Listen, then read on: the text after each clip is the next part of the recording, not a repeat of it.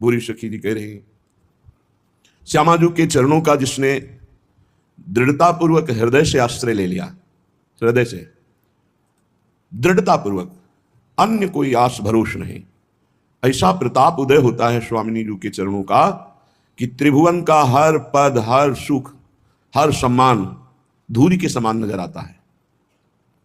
सच्ची मानिए, भगवदानंद जरा सा स्फुरित हो जाए तो ब्रह्मादिक के भोग सब विषम लागता ही, नारायण ब्रजचंद की लगन लगी है जाए।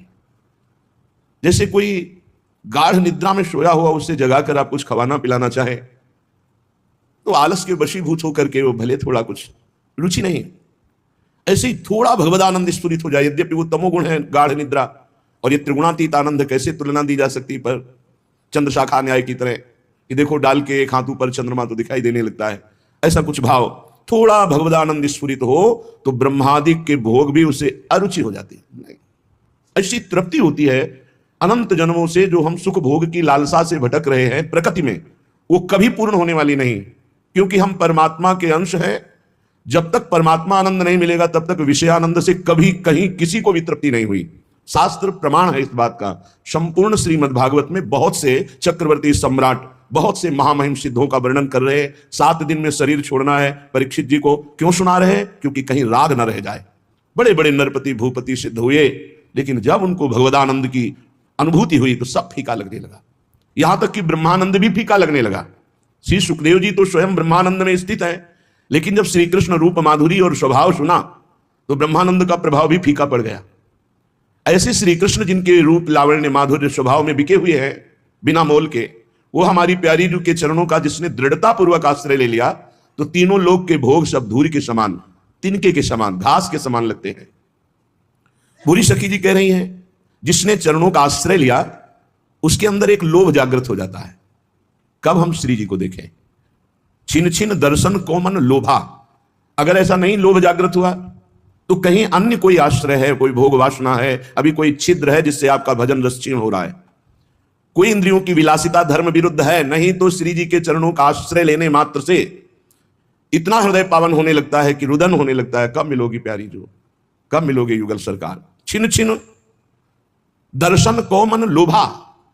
मन में एक ही लोभ जागृत, मन में जो मन चंचल विषयों में है, गोरे चरणारविंद का आश्रित त्रिभुवन का भोग उसे तृण के समान लगता है, धूरी के समान लगता है, और प्रतिपल वो आह भरकर दर्शन की बाट जो होता रहता है।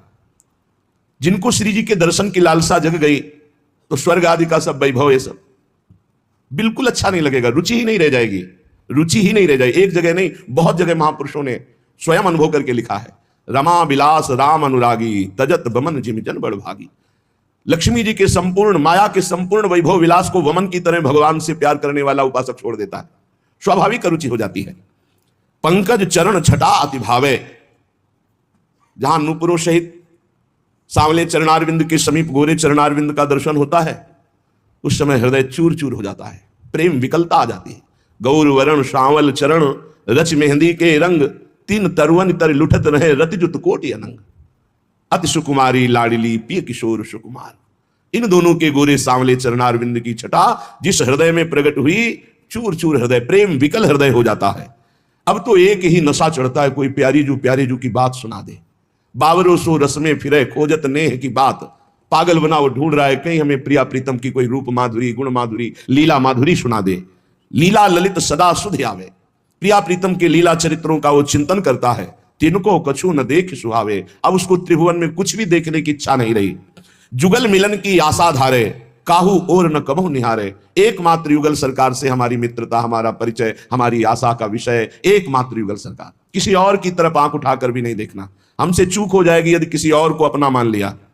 प्यारी जू और प्यारे जू के सिवा कोई हमारा नहीं। ये हृदय में जब बात आ जाए, किसी और की तरफ हम आशा से ना देखें। आशा केवल युगल सरकार से। आशा ही परमम दुखम नैराश्यम परमम सुखम।